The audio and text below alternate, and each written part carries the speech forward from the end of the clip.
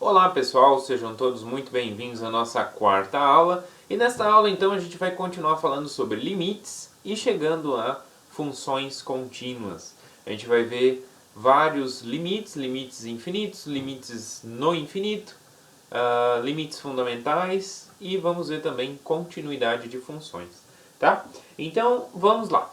Então iniciando limites no infinito. O que significa limites no infinito? Né?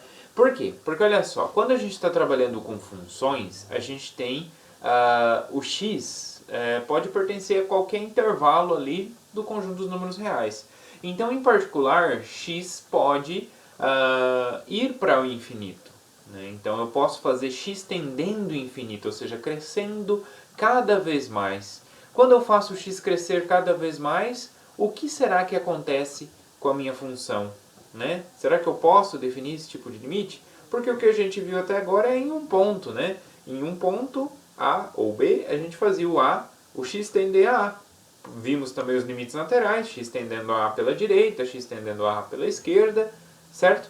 Mas ainda não vimos se esse A for infinito, ou seja, o x cresce, cresce, cresce e não para mais. Tá? Então, nesse caso, como que é a definição formal de limite? Então, seja f uma função definida no intervalo aberto em A, que vai até mais infinito, então de A até mais infinito. Escrevemos então o limite da f de x quando x tende a mais infinito, é L, se para todo epsilon, né, se dado epsilon, vai existir um número A positivo, de tal forma que a distância de f de x a L é menor do que epsilon, sempre que o x for maior do que esse A. Então, ou seja, dado, né, uma vizinhança ali desse valor L, vai existir um número grande, de tal forma que a partir daquele número, a função manda todo o x dentro dessa vizinhança desse valor L. Né? Quando a gente olha no gráfico da função, né, se eu pego esse intervalinho, vai existir um número que a partir dele, todo mundo é mandado dentro deste intervalo. Ok? Todo mundo é mandado dentro desse intervalo. Essa que é a ideia geométrica do limite no infinito. Tá? O x vai para o infinito. E o que acontece se eu fizer x indo para menos infinito? Também posso fazer. Né? Então, nesse caso, eu vou precisar de uma função definida no intervalo aberto de menos infinito até um certo valor b. Tá? E aí a gente escreve que o limite da f de x quando o x tende a menos infinito, que é menos infinito, é um certo valor L, se para todo epsilon maior do que zero vai existir um número positivo, grande, de tal forma que a distância entre f de x e L é menor do que epsilon sempre que o x tiver a ser menor que menos a, né? Tiver a esquerda de menos a. Tá bom? Se o a é positivo e muito grande, o menos a é negativo e bem pequeno. Né? E aí eu vou pegar um x menor ainda, né? Negativamente falando ali, né?